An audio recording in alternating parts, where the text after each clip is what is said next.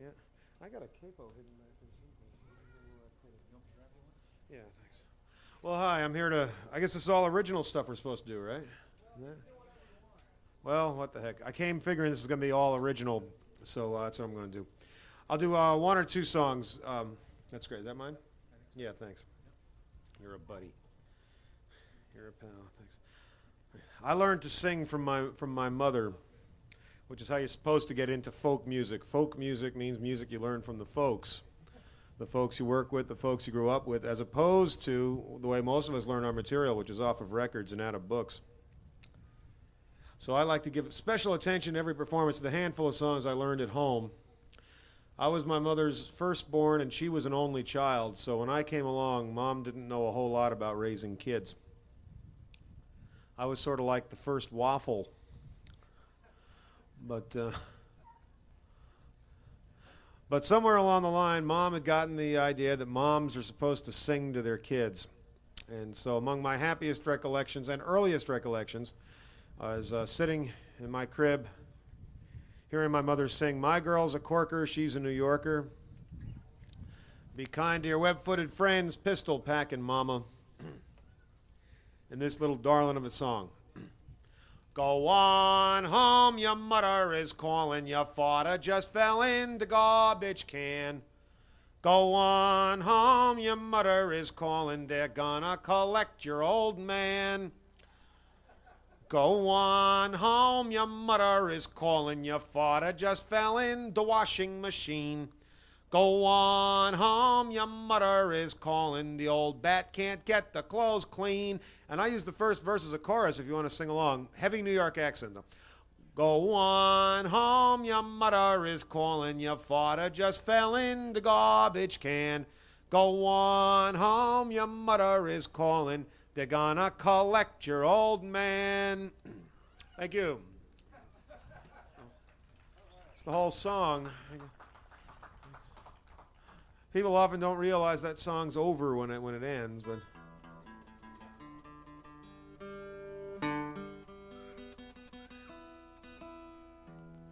well, here's a song which I wrote myself.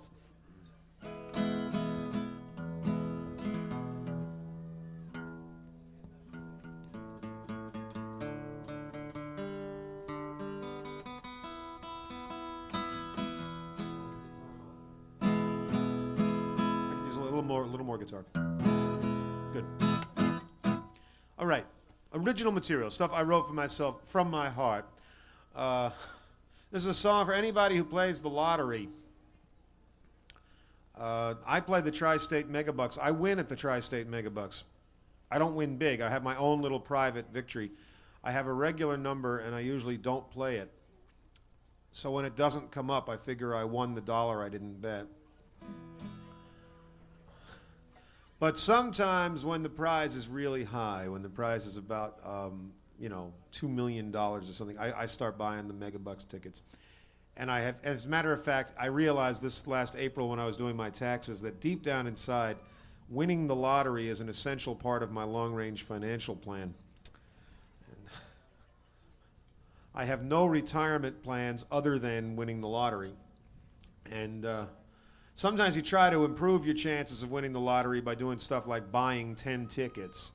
Or once I bought into a syndicate.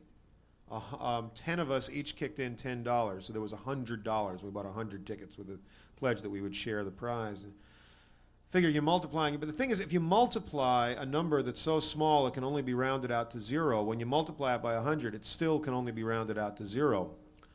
So that we didn't really improve our chances that much. It was like the guy at the planetarium, he says to the astronomer, "Tell me, is it true the world's going to blow up in 1,000,000 years?"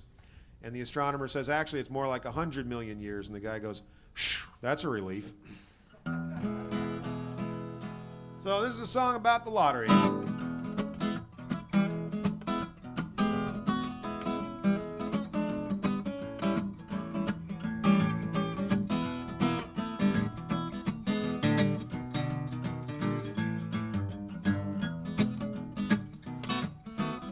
Land of the free, home of the brave, where nothing's ever free and nobody saves a dime, 'cause everybody's marking time. on the absurd supposition they're gonna win the lottery. I got a pal named Mike, he works at the bar. Mike rides a bike, can't afford any car, but he struts around exuberantly. He's convinced that imminently he's about to win the lottery. He's got a gal named Flo. Flo works cutting hair. Flo has no dough, but Flo doesn't care because she can face the future confidently. She figures that eventually she's just bound to win the lottery. You could buy a condo out in Montauk for your sister, a antique Corvette for your brother. You could walk up to your boss, quit your job and say insulting things about the boss's mother. Lay your dollar on the counter, buy yourself a chance at all the tea in China and all the brie in France. I know you hate your life and want some relief from financial strife. You rely on belief that it's fated. Your whole future's predicated on the absurd supposition you're about to win the lottery.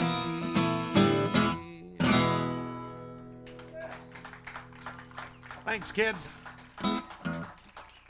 That's right. That's the lottery song. Well, as I mentioned, having that my only long-range financial plan is winning the megabucks.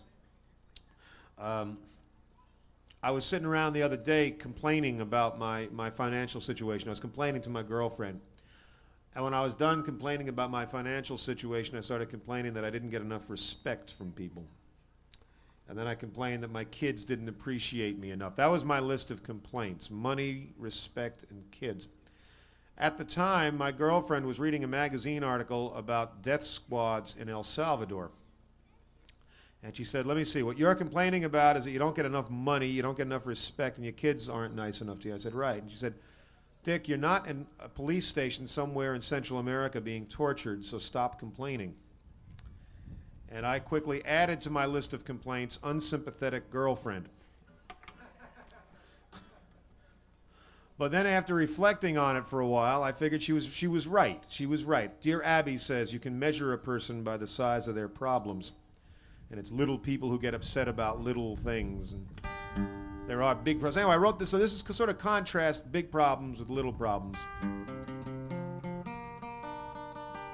It's a song about the pleasure of self-pity.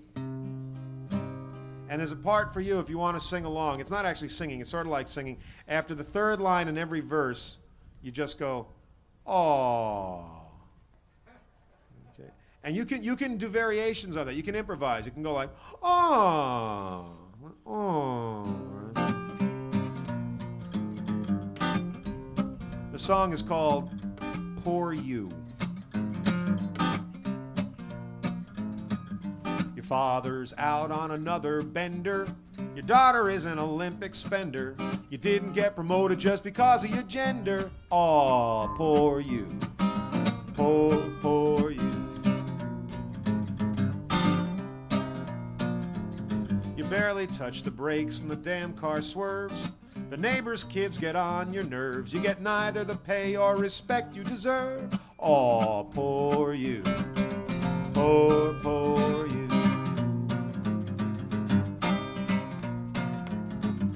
Belly is soft where it should be hard. Your neighbor's dog goes in your yard. Your serum cholesterol is solid lard. Aw, poor you. Poor you. There are things your lover just won't do. You're still unpublished at 42. And nobody knows the real you. Aw, poor you. Poor you. Well, take 10 deep breaths and take it in stride. Try to look on the brighter side. You're not getting tortured and you're still alive, and I think that you'll survive. Because you don't have to deal with war and starvation. You're not a South African or a Haitian. You're not getting raped and you're not getting pillaged. And no freedom fighter is burning your village.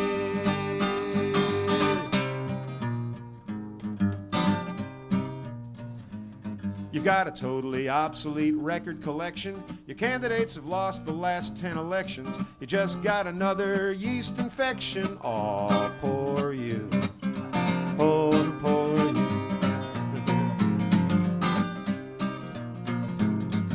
Your property tax is in arrears. You still can't believe Diane left Cheers. The Sox are blowing it again this year. Aw, poor you.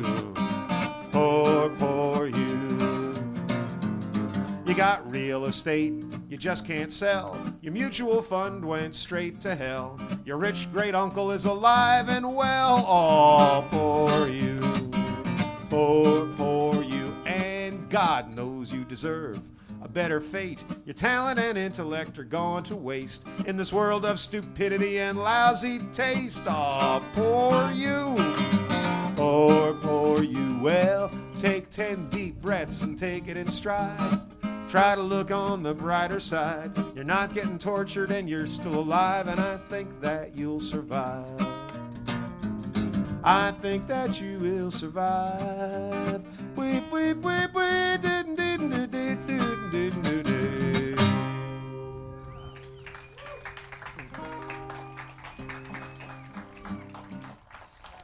Thank you, kids.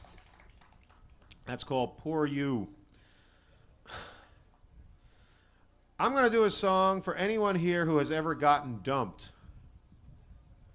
And I think that probably that means every single person here has gotten dumped. Because everybody gets dumped. And it doesn't matter. When you get dumped, you think it's because you weren't pretty enough, you weren't smart enough, you weren't nice enough, you weren't committed enough to the relationship. That has nothing to do with it. Everybody gets dumped at one time or another in their lives. Marilyn Monroe got dumped. Admittedly by the President of the United States, but she got dumped. Elvis Presley got dumped before he got fat. He got dumped. So in any case, this is a song that I know everyone can relate to. When you get dumped, of course, this is going to be a new kind of dumped song. It's a dumped song you've never heard before. Most dumped songs fit into two categories. There are the disgusting, pathetic dumped songs. My darling, I can't live another minute without your precious love. Please come back. And those are really disgusting. Or there's the bitter, angry, dumped song. You hear a lot of them in the country stations. I can't believe I wasted the salt in one tear on a nothing like you. But now I found someone good. I thought you were good, but you weren't. But now I got someone good. So even if you wanted to come back, which I know you're not smart enough to do, but even if you did, I wouldn't take you in anyway. Okay, that kind of song. This is neither of those. This is somewhere in between. It's a little more enlightened. It's a song about when you're starting to get better, and it's called I'm Losing All the Weight I Gained After Losing You.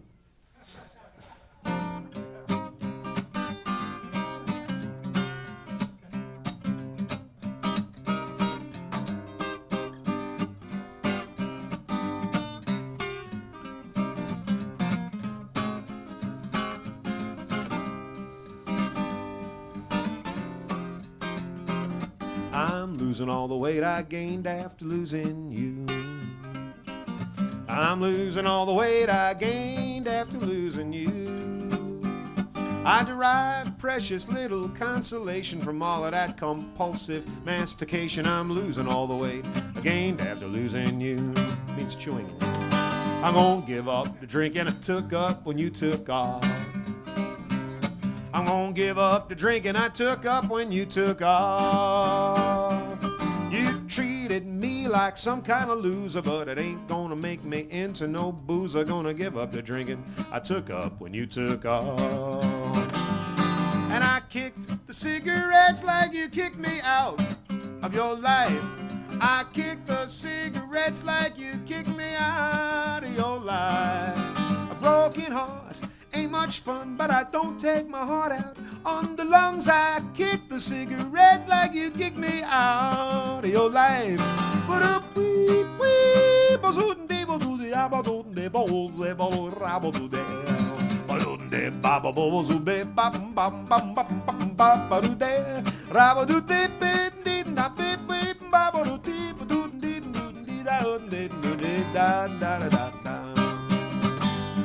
Baby, sleeping alone ain't as bad as not sleeping at all.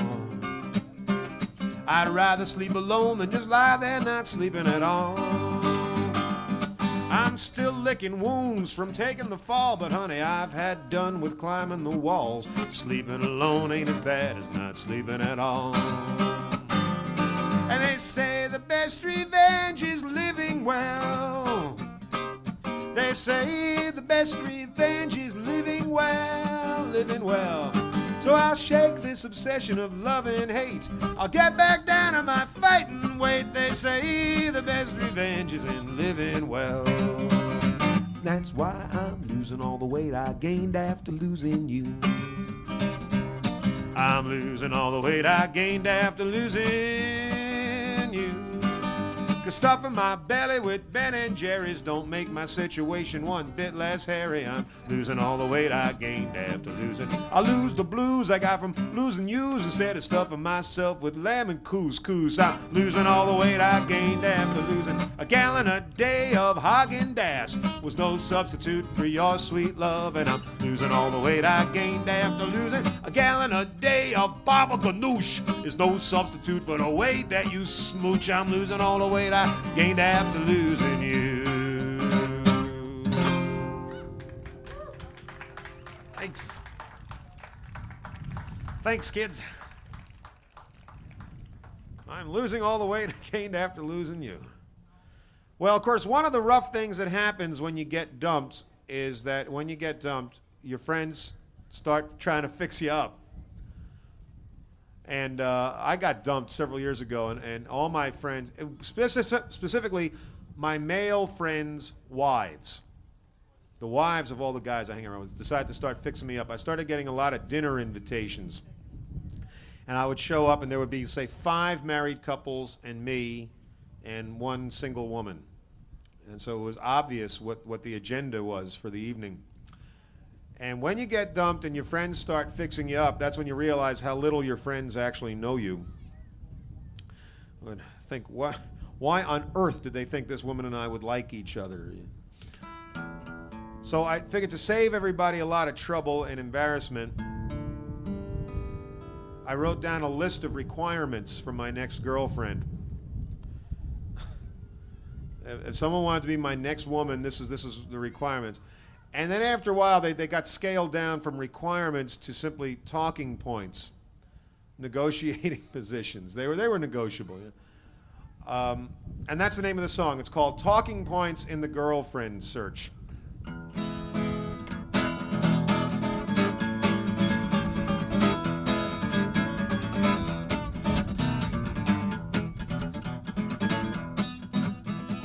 I don't want no woman if her car is more than 10 years old. I don't want no woman if her car is more than 10 years old. 'Cause in the middle of the night I'll be out there jump starting her in the cold. I'm too old for that, I need my sleep. I don't want no woman who gets all her protein from tofu. I don't want no woman who gets all her protein from tofu. She'll be so damn self-righteous, always trying to tell me what to do. Lose weight, stop smoking, eat less cholesterol. I don't want no woman if her little boy hates my guts.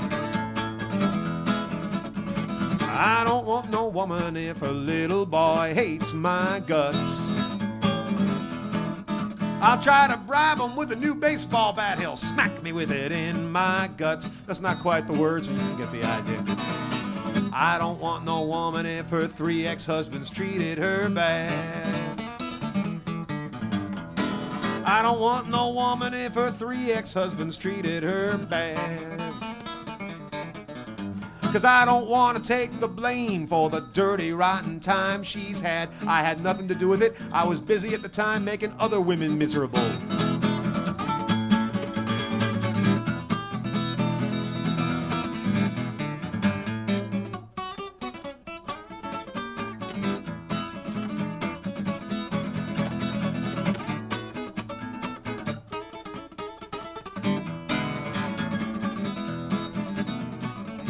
I don't want no woman if she got a psychology degree. I don't want no woman if she's got a psychology degree. Because no matter how bad she screws things up, she'll always say the problem is me. Well, all my friends' wives want to fix me up so I won't die a lonely, bitter man eating out of cans, living in a house full of stinky dogs and stacks of newspapers. My friends' wives fix me up so I won't die a lonely, bitter man. But I just want a woman who loved me for the sweet, gentle soul I am. Thanks. Talking points and the girlfriends. What are we doing on time? How long am I on for?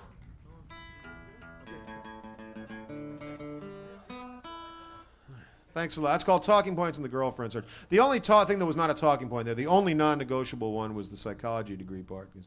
I believe psychologists are very hard people to have relationships with, because I have my best friend is a psychologist. I had a girlfriend who was a psychologist. My best friend from college is a psychologist. And I find that they don't argue, they diagnose. And that puts you in a very difficult position when you disagree with them. Getting diagnosed. Anyway, I'm going to get serious now. I'm going to get beautiful. This is a beautiful song which I wrote. It is. It's beautiful. You're going to love it.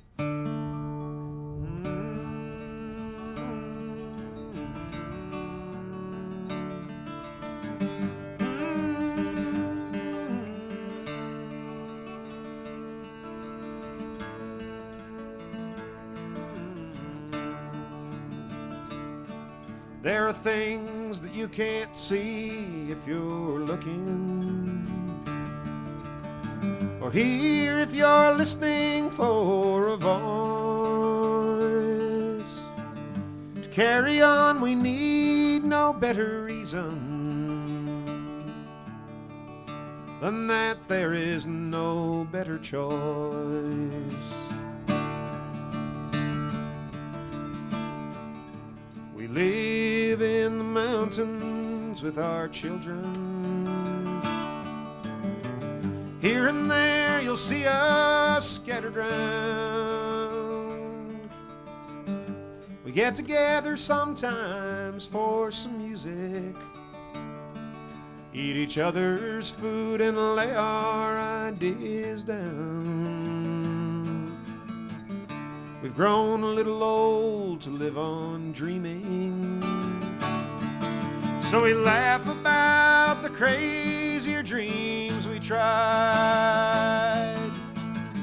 We mourn the really good ones that didn't work out, and we cling to the dreams that just won't die. 'Cause there are things you can't see if you're looking, or hear if you're listening for a voice. To carry on we need no better reason than that there is no better choice. Oh, feel the melancholy autumn. Oh, smell the forest all around. Oh, hear the righteous rains of early spring. Life like hope exploding in the ground. There are memories that can make you ache from longing, and there are memories that will make you ache from shame. And there are fears of real things that really happen, and there are nightmare fears that haunt without a name. We grew up in the years that promised everything, promises that have left us waiting still. But I believe this world is for the living, and that we live our lives as one long act of will. And there are things you can't see if you're looking, or hear if you're listening for a voice. to carry on. We need no better reason than that there is no better choice.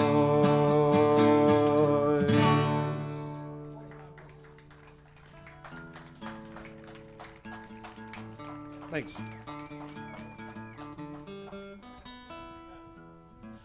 Well, I did a little career stretch. I got commissioned last year to write a libretto for an oratorio, which is just to say the fancy way of saying the words for a choral piece to be done, by chorus and orchestra. Originally, it was going to be done by the Vermont Symphony, and then they got into all their political stuff, and that's may yet. But it was going to be done at the Tunbridge Fair. There's some chorus coming down to the Tunbridge Fair to do this with piano accompaniment. Anyway, full chorus. Alan Walker, the composer, wrote the music, and I did the words. And I'm not going to do his music because it's very complex classical kind of music, so I'll just recite some of this for you because I kind of like it. This is for a tribute to the family farm was what the piece was about. And this section is called Forebears, not four bears, but forebears, people who, your ancestors. I probably should have named it Ancestors. Every time anyone hears its name Forebears, they think it's about four bears. Goldilocks and the three bears. Anyway, forebears.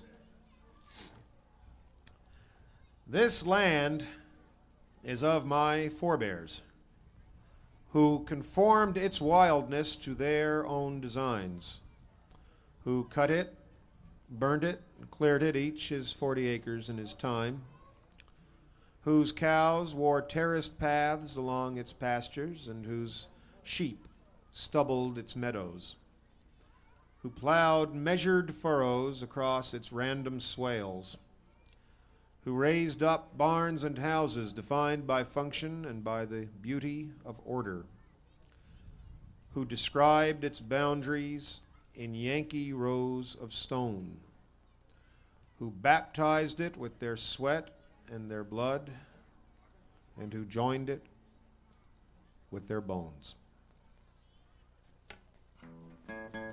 That's the end of it. That's all there is to it. That's how it goes. Thanks.